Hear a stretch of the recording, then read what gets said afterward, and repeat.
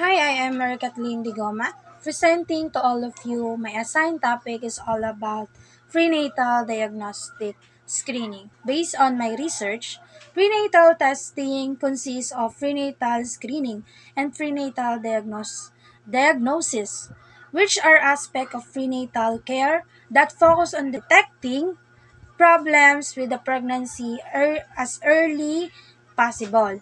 Prenatal testing involve screening tests, prenatal diagnostics tests to assess your health as well as the baby's health. And but why it should be in one frame? So anyone from the class will answer it. Here it is. It should be in one frame because it can help to evaluate the risk during the pregnancy or the condition during pregnancy. And then the doctor will suggest you to get an early screening test to see if your baby has certain defect or certain birth defect. For the second question, what is birth defect? Thank you again for your cooperation and your answer too. Most birth defect happens during the first 3 months of your pregnancy while a baby is developing in the mother's womb. The baby will have a birth defect if the pregnancy woman is not responsible to her pregnancy. Here it is. Most birth defect has a factor. Bakit ba siya nakukuha? Saan ba siya nakukuha? One is smoking.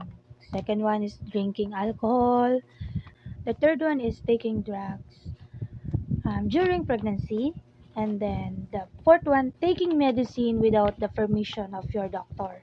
Or having a medical condition such as obesity, uncontrolled diabetes before and during your pregnancy. So, also it has a cause. Let us hear how the cause of birth defects are. What causes birth defects?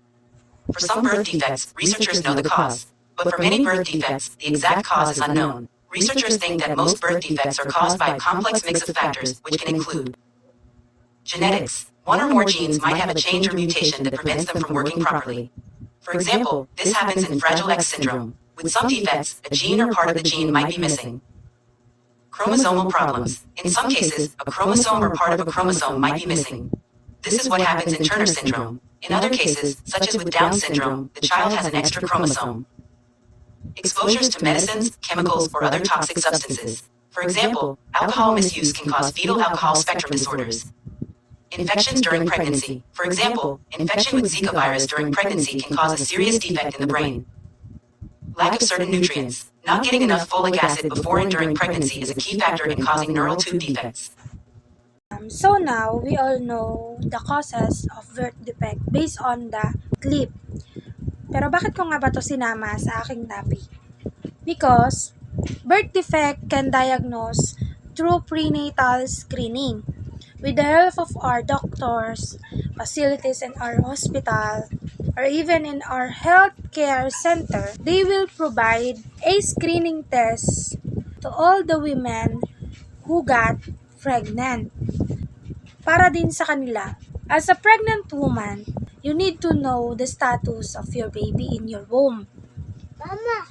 Kaya nga mas minararapat nating magpatingin, magpakonsulta, or even magpa-check up sa mga ospital, sa mga doktor para malaman natin kung ano na nga ba ang kalagayan or ano na nga ba ang kalagayan o cycle ng ating baby sa loob ng ating tiyan.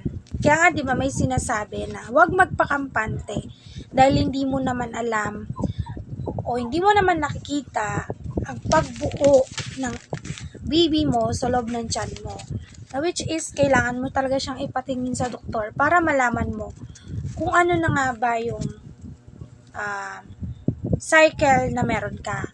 Then, mas minararapat din talaga or kaya mas maigi rin na sumunod sa payo ng doktor kung ano man yung mga habilin ng doktor or kung ano man yung mga payo ng doktor sa'yo, kailangan mo yung sundin. Kasi hindi naman yun para sa kanya. It's for you and your baby. Back to the main topic, I also want you to know that magkaiba po ang screening test sa diagnostic test. Nasa isang frame of topic ko lang siya pero magkaiba siya ng definition base sa aking research. Baka kasi isipin nyo is magkapareho lang siya. Hindi po. Yes, test siya para sa mga nagbubuntis, sa buntis, na kailangan talaga ng isang buntis.